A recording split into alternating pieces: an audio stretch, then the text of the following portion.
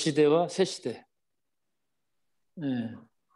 그다음에 옛 계약, 새로운 계약.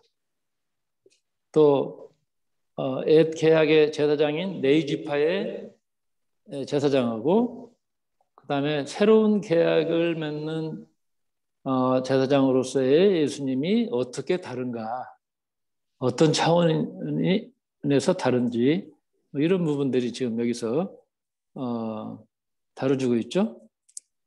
레위지파는 그 세습제도요, 세습. 그러니까 뭐 아버지가 제사장이니까 뭐 아들로 태어나면 당연히 이제 제사장이 되는 거예요. 가문에 의해서. 그러나 예수님은 불멸하는 생명의 힘에 의해서 또 모세의 율법으로 시작된 레위지파의 제사장직 이전에 먼 옛날 아브라함 시대 때 존재했었던 하나님이 인정한 멜기세덱이라고 하는 제사장의 계보를 잇는 제사장이다. 이렇게 좀 대조하면서 계속 지금 흘러오고 있어요. 제가 이 부분을 가만히 생각하니까 지금 이게 이제 거의 2000년 전 얘기예요. 지금 또 이스라엘이라고 하는 그 뭔가 그 전통에서 바탕으로 해가지고 주시는 말씀이기 때문에 이게 좀 이해하는데 좀 어려운 부분이 좀 있어요. 성경을 좀 많이 이렇게 익숙하게 보신 분들이 아니라면 이걸 이제 오늘날 우리 한국 역사로 비유를 하자면 이런 표현이에요.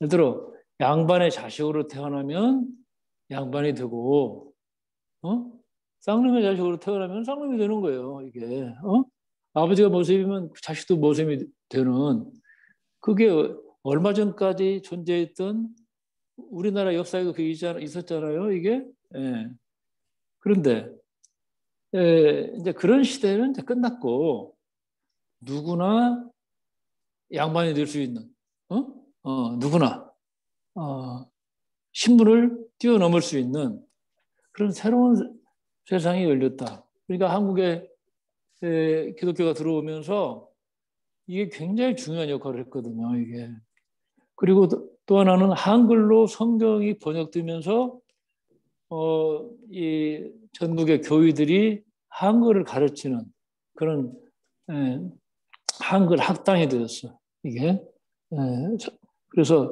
우리나라에 있어서 한글 보급에 아주 결정적인 역할은 이 성경이 했어요. 이게 성경을 읽으려니까 한글을 배워야 됐고 그렇잖아요. 이게 그래서 모든 사람들이 자기 삶의 주인공으로 설 수 있는 하나님의 거룩한 제사장이 될 수 있는 길이 예수님에 의해서 열려졌다는 거예요. 그래서 아까 장로님 말씀하셨는데 세상의 판을 뒤집는 그런 어떤 대사건의 어떤 시작을 여는 그런 분으로서 예수님을 이 히브리서 기자가 이제 언급을 하고 있어요. 이게. 근데 내가 이제 이 8장을 이렇게 읽다 보니까 너무 익숙한 그런 말씀들이 떠올랐어요. 그거 베드로전서입니다. 옛날에 베드로전서를 참 좋아했어요. 베드로전서를 보면 그 베드로전서 1장, 2장이 이 히브리서 8장하고 거의 뭐 영맥을 같이 하는구나. 바로 그 뒤에 있으니까 한번 볼까요? 베드로전서, 히브리서, 야고보서, 베드로전서죠. 베드로전서. 1장 23절을 한번 보겠습니다.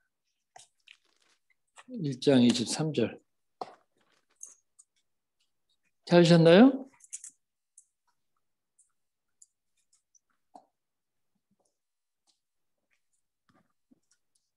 (1장 23절) 이 베드로 그 사도가 강조하는 게 이 생명이라는 단어거든. 영원한 생명. 요한복음도 그러지만. 그래서 23절에 보면 여러분은 새 생명을 가지고 있습니다. 그 생명은 여러분의 부모에게서 물려받은 것이 아닙니다. 부모에게서 받은 생명은 곧 썩어버리지만 거듭난 이 새 생명은 영원히 계속됩니다. 이 새 생명은 인간 가운데 영원히 살아있는 하나님의 말씀이신 그리스도께 받은 것이기 때문입니다. 이 새 생명이라는 게 있어요. 네. 하나님의 말씀으로 깨어난 사람들, 그 사람들의 생명은 영원하지만 목숨 이것은 숨 떨어지면 끝나는 거예요. 이게. 네. 그래서 이 세상은 태어났다 죽는 사람이 있고 왔다 가는 사람이 있는 거겠죠. 그런데 이제 2장으로 넘어가면은 이 부분에서 참 그 중요한 말씀들이 있어. 예를 들어 2장 5절 다 읽을 수는 없고요. 그냥 2장 5절 한번 볼까요? 자, 그러니 여러분도 하나님께서 집을 짓는 데 쓰실 산돌이 되십시오. 산돌. 산돌이란 말은 우리 아들 이름이기도 하고 베드로 사도께서 예수님을 부를 때 썼던 별칭이에요. 별칭. 산돌. 리빙스톤. 자, 거룩한 제사장이 되어 이렇게 돼 있죠. 거룩한 제사장이 되어 하나님께 나아가십시오. 그래서 하나님께서 기뻐하시는 제사를 그리스도를 통해 드리십시오. 여기서의 제사는 뭡니까? 구약에 있어서의 제사는 동물 잡아서 목을 따서 말이야. 이 피 뿌리고 태우고 하는 그런 제사였어요. 이게. 예, 그러나 이제는 하나님을 각자가 모신 사람들이 살아가는 삶 전체가 하나님께 드리는, 하나님께서 기뻐하시는 제사로 드리라 이거예요. 얼마나 차원이 달라집니까? 이게. 예.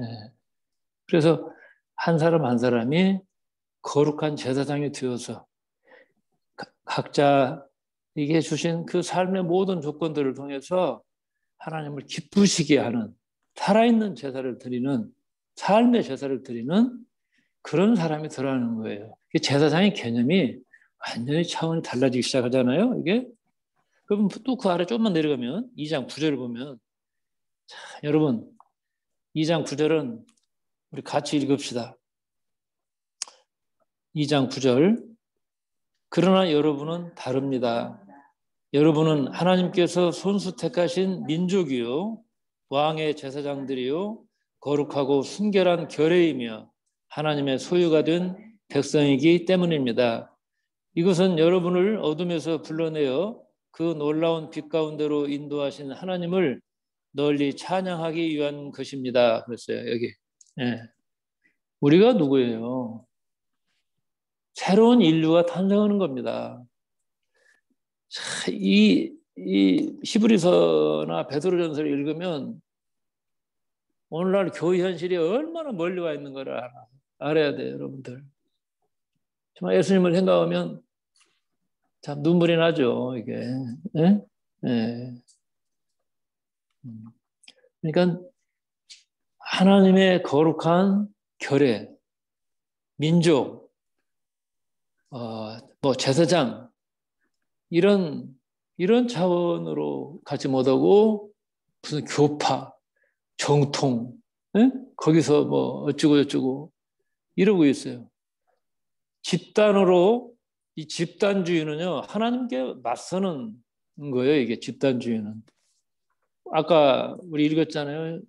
하나님은 각자 개인마다 이제 계약을 하는 거예요. 유대인이라고 하는 집단과의 계약은 파기했어요. 이게 그래서 하나님 앞에 단독자로 서는 거예요. 나하고 하나님과 1대1로. 이게 중요한 거예요. 그 사이에 뭐가 끼도록 하면 안 돼. 이게. 그래서 여기 나온 그 베드로서의 이 글을 보면 히브리서 7장, 8장, 9장을 이해하는데 그냥 너무나 살아있는 그런 말씀이에요. 이게 이걸 우리가 잡아야 돼요. 이걸 잡아야 돼. 이게 여기가 살 길이야. 이게 단체로 가는 거 없어요. 개인이에요. 그러니까 여러분은 다릅니다. 어떻게 달라? 하나님께서 택하신 민족이고 왕의 제사장들이고 거룩하고 순결한 결의이고 하나님의 소유가 된 백성이다. 예. 여기서 길을 찾아야죠. 간판에서 찾으면 안 돼요. 그런데 이 히브리서 저자가 예수님의 그 제사장직은 모세의 율법에 근거한 제사장이 아니라 멜기세덱의 영적 계보에서 이어받은 제사장직이다. 이게 7장에서 우리가 지난주에 계속 다루었던 그 테마잖아요. 그리고 제사장이 도물을 바쳐서 하나님께 대신 속죄의 어떤 그런 그 중개자의 역할을 해왔는데 예수님은 자기 자신을 제물로 바쳐버렸다는 거예요. 그래서 더 이상 짐승의 제물을 바칠 필요가 없게 하셨다. 그 일로 인해서 그 공로로 인해서 예수님은 하늘 성소에서 제사장 역할을 하시게 되었다. 이런 뭔가 상징적인 표현을 지금 하고 있어요. 그러면서 내위의 제사장들과 하늘 성소의 제사장인 예수님은 어떤 차이가 있을까? 그러면서 하늘 성소를 본단 모형이 즉 그림자라는 뜻이에요. 그림자는 예루살렘 성전이란 말이에요. 이게. 그리고 레위 지파의 제사장들은 그 돌로 만든 사람이 만든 성소에서 역할을 이제 해왔죠. 전통적으로. 그런데 모세가 시내산에서 받았던 그 돌판 있잖아요. 십계명. 그러니까 그 얘기를 언급을 하면서 모세는 옛 계약의 중개자 역할을 했어요. 그런데 예수님은 더 나은 새로운 계약의 중개자이다. 그런데 여러분 생각해 보세요. 계약을 맺었는데 새로 계약을 맺게 됐어요. 그 말은 뭐예요? 그 전 계약이 뭔가 문제가 있고 결함이 있고 효력이 사라졌기 때문에 새로운 계약이 필요한 거 아니겠죠, 이게? 여기 그 히브리서를 보면은 하나님이 옛 계약을 폐기했다라고는 얘기하지 않아. 이 저자는 그 부분에 대해서 조심스러워서 그러는지 그런 표현을 딱 잘라서 얘기하지는 않지만 어떻게 보면 완곡하게 새로운 계약을 통해서 과거의 계약이라고 하는 것은 그 효력을 잃어버리게 됐다라고 하는 것을 자연스럽게 그렇게 표현을 하고 있어요. 그러면 예전에 옛 계약이 그러면 어떤 문제가 있었길래 새로운 계약으로 바꾸냐? 이 부분에 대해서 본인 말로 하지 않아요. 에레미야서를 인용을 하고 있는 거예요. 길게. 에레미야서를. 그러면서 그 주요 요지는 뭐냐면 이스라엘 백성들이 시내산에서 이 하나님과 맺은 계약이 있죠. 십계명 뭐 이런 거. 그런데 우리는 하나님의 계약을 철저히 준수하고 잘 해보겠습니다. 그래서 모세가 살아있을 때는. 그런데 그 뒤로 이스라엘 사람들은 그러질 못했어요. 우리들은 노예 생활을 했기 때문에 철저하게 노예 제도를 우리는 하지 않겠다라든지 뭐 이런 것들. 그런데 나중에 뭐 누가 내 돈 못 갚으면 자식 새끼도 뺏어오고 말이야. 뭐 이런 짓거리 많이 했거든 이게. 그래서 그 바벨론 포로로 나라가 망해가지고 끌려갈 때는 이게 뭐 옛날의 애청신을 다 잃어버렸어요. 까먹었어요. 그래서 바벨론 그 70년 세월을 보내고 돌아와가지고 이제 반성을 뼈아프게 하죠. 그때 정리된 게 창세기예요. 그러니까 창세기에 보면은 안식일이라든지 하나님도 쉬었다. 이제 동물들까지도 쉬게 하자. 쉬게 얘기하면 등등등등 땅도 쉬게 하자. 이런 얘기들이 이 철저한 자기 반성을 통해서 성서 속에 이제 자리를 잡게 된 거예요. 이게. 그런데 이제 옛날에 그 에레미야 선지자가 바로 이 부분을 계속 외쳤거든. 이게 하나님과 계약을 맺은 너희들이 이렇게 부정부패를 하고 노예제도가 살아나고 이게 뭐냐 이런 얘기들을 많이 하셨는데 그 에레미야 선지자의 말씀을 인용을 하면서 이 히브리서 기자는 자기의 의도를 이제 정리를 해가는 거예요. 인용할 때는 자기 그 뭔가 뜻이 있으니까 인용하는 거 아니겠어요? 남의 글을 인용할 때는 여기에서 보면 네 가지를 얘기를 하고 있어요. 네 가지를.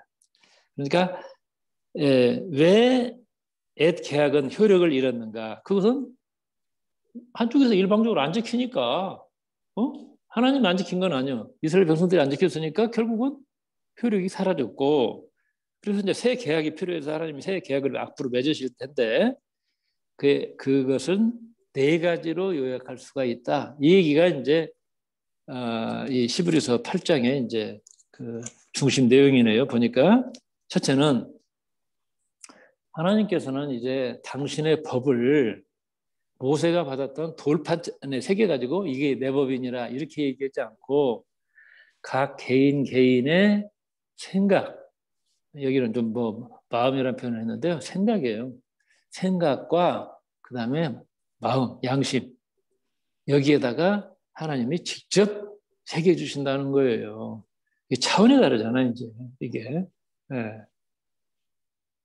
그게 이제 8장 10절이죠.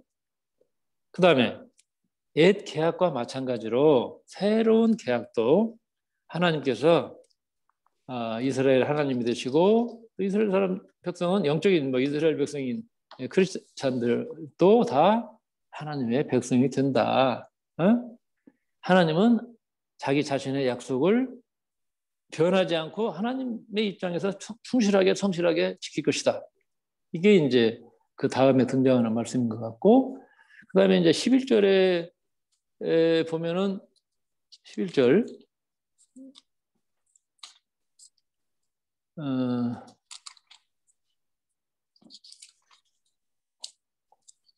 11절에서 보면 모든 백성이 하나님을 알게 될 것이다. 누구나 다 하나님을 알게 돼요.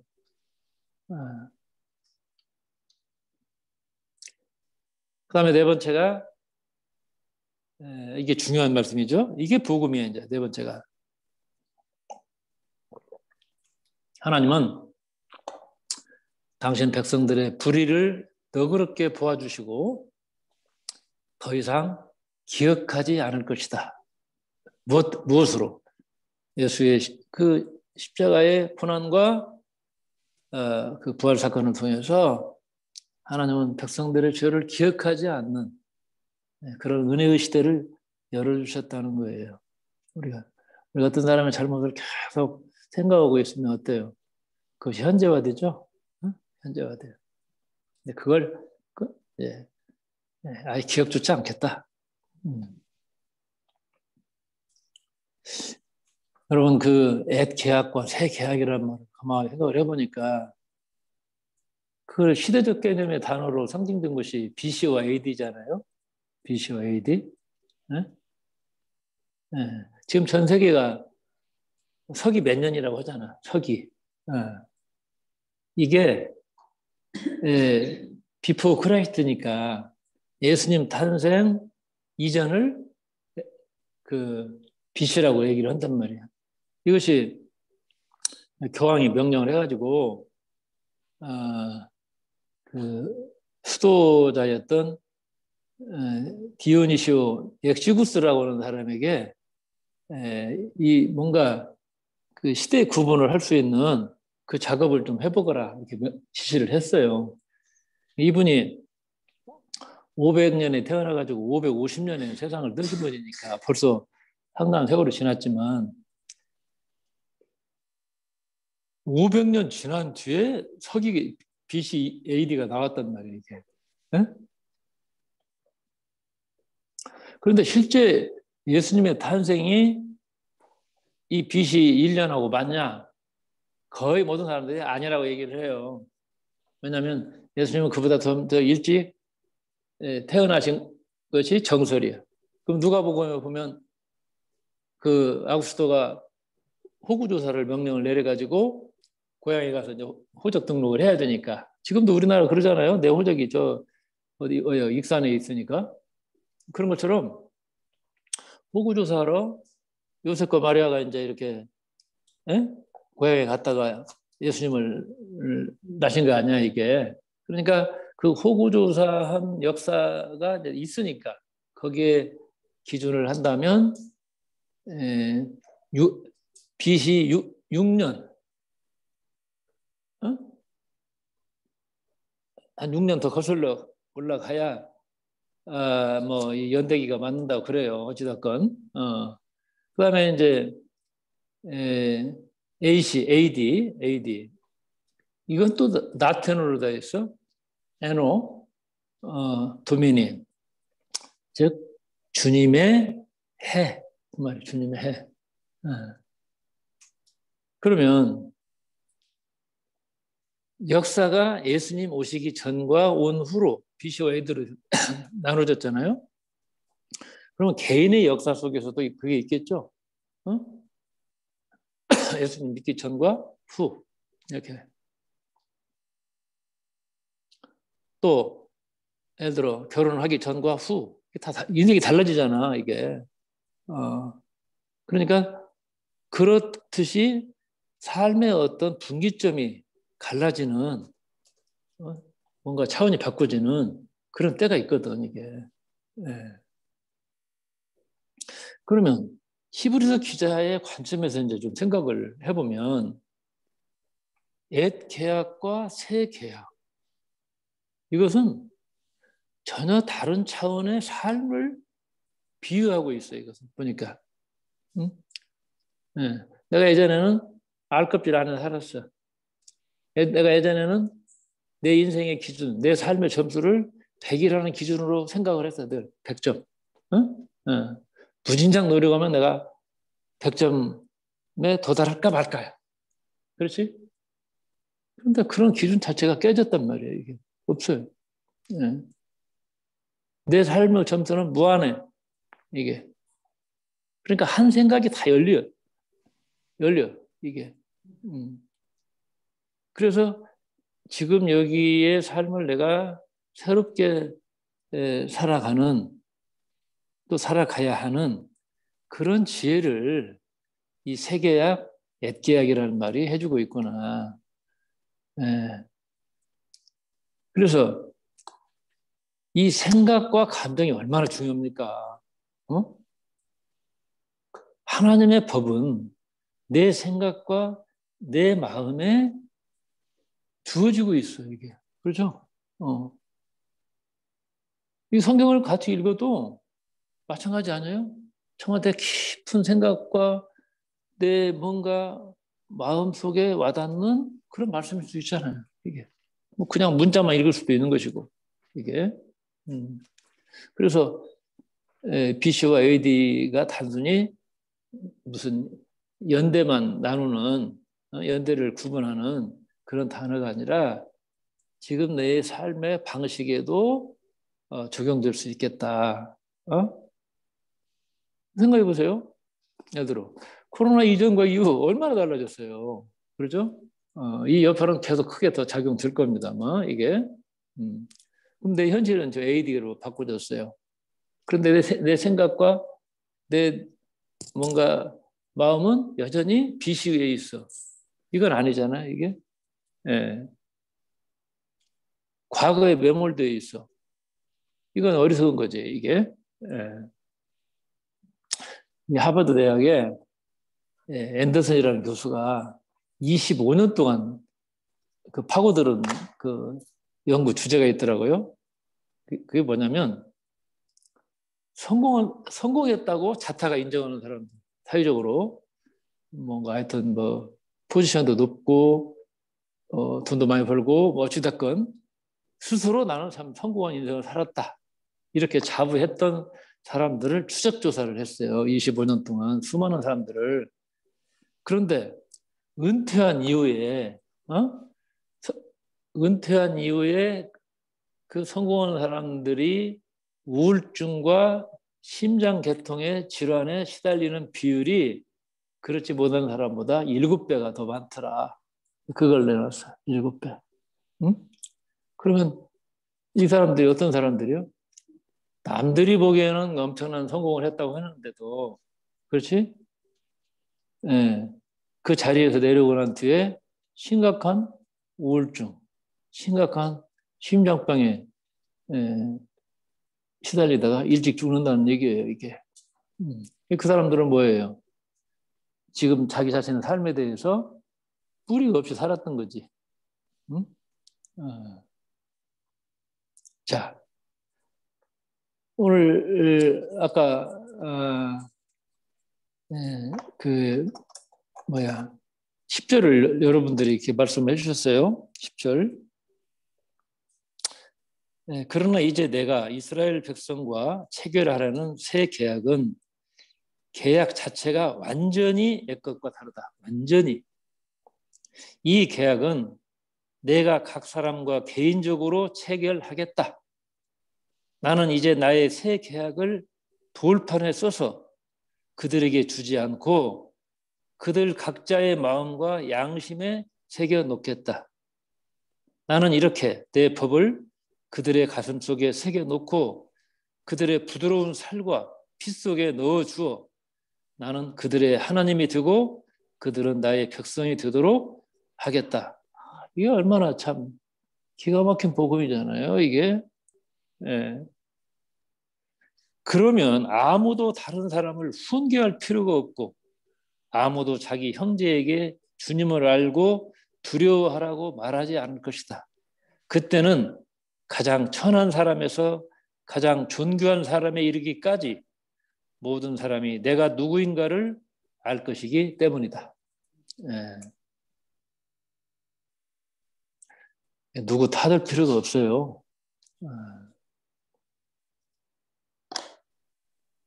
그러면 하나님께서 새로운 계약의 법을 내 안에 심어주신다는 말이 무슨 뜻이냐면요. 이걸 의역을 하면 이런 거예요. 인간으로서 한계가 있는 나의 생각, 나의 마음의 부족한 부분을 하나님께서 충분하게 채워주시겠다라고 하는 약속의 뜻이 있는 말씀이에요. 이런 관점에서 이 본문을 읽어내야 됩니다. 이러한 믿음을 가진 사람이 정말 이 지구에서 가장 중요한 삶의 기회를 붙잡은 사람이라는 거예요. 이걸 포기해서는 안 된다. 이런 얘기입니다. 인간의 품위와 존엄성을 이 이상 해줄 수 있는 말이 어디 있겠어요, 이게. 그래서 나의 생각은 참 비좁은 거죠. 그렇잖아요. 네. 그런데 하나님의 생각으로 내 비좁은 생각을 깨트려 주시고 채워주신다. 이런 뜻이에요, 이게. 그래서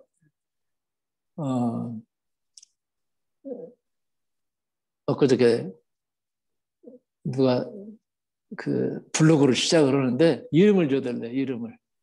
에?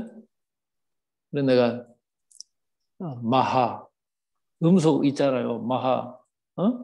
예. 그 음속을 깨트리고 나가는 것이 마하의 단위잖아요, 이게. 그래서 우리가 사는 보통 일상의 상식이라고 하는 그 벽, 그걸 깨고 넘어가는 그런 사람이 되고 그런 이야기를 좀 해라. 쉽게 얘기하면 예? 예. 그 너저분한 얘기들 많이 하잖아요.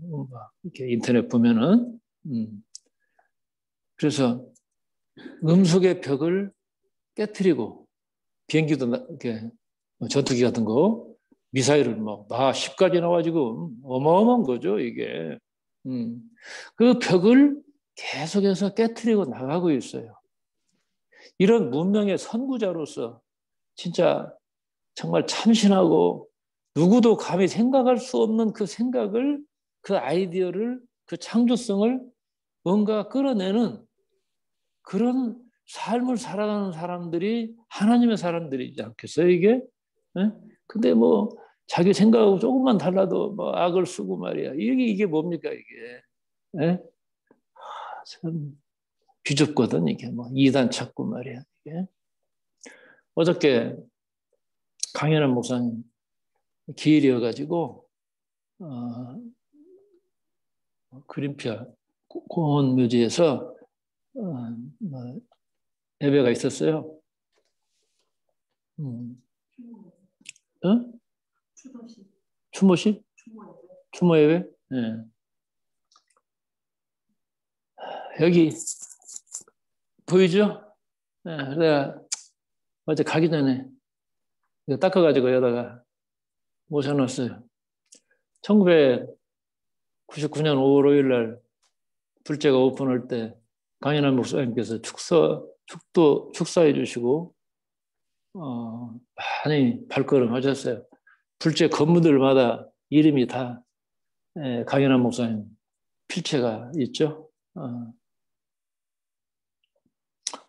어제 그 아들 되는 분이 이런 말을 했어요. 아니 학비를 내야 되는데 그 교회 집사님 아들이 너보다 공부를 잘하니 그 아들이 학교를 다녀야 되지 않겠냐. 그래서 자기가 학교를 다녀야 될 학비를 줘버리는 바람에 뭐 어쩌고 했다는 얘기. 참 불편하게 많이 하신 분이라고 그런 얘기를 들었어요. 참 외롭고 고독한 길을 하셨고 박정희 때부터 주민등록도 안 만들었어요. 그 양반은.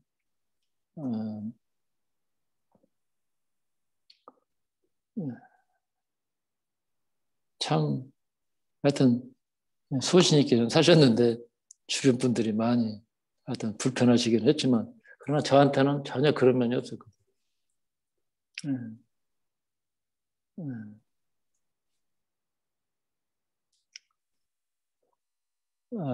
하무사님 내가 모시고 무학산 문수함에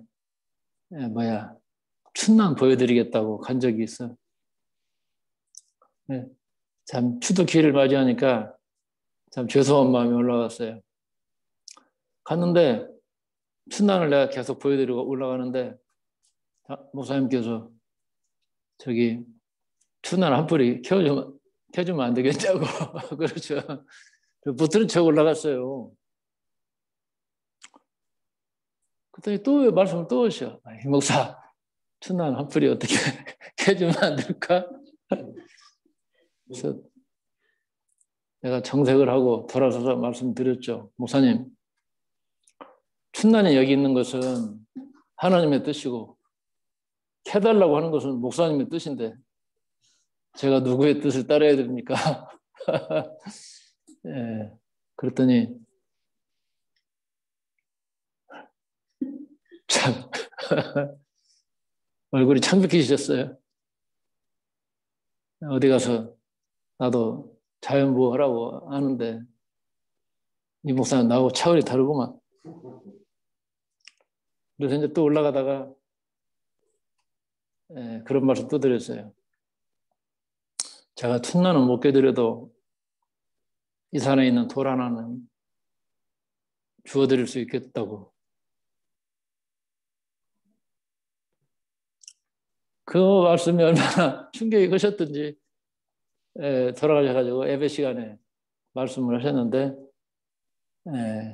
그 말씀 듣고 강백선 장로님이 우리 교회를 출석하기 시작한 거예요. 돌아가실 때까지 전라북도의 데모의 현장에서 강연한 목사님과 강백선 장로님이 항상 신수염 날리시면서 그렇게 활동을 하셨는데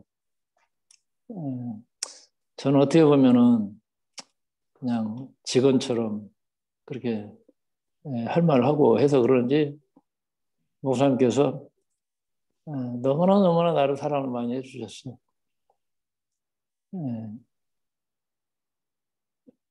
그런저런 마음이 있었는데 이번에 홍성표 목사님께서 책을 내셨어요.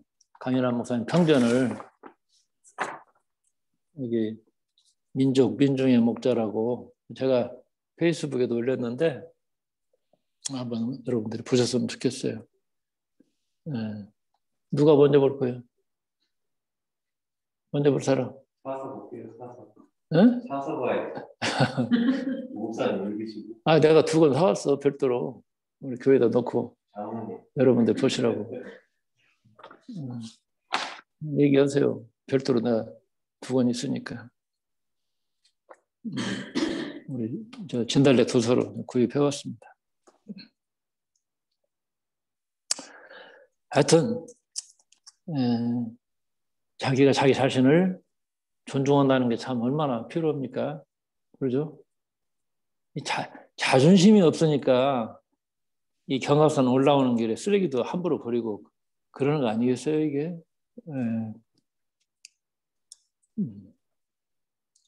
자, 내가 스스로 정한 한계를 설정해놓고 그 안에 갇혀서 노예 생활하지 말라는 거예요. 그 노예 생활하는 패턴이 뭡니까?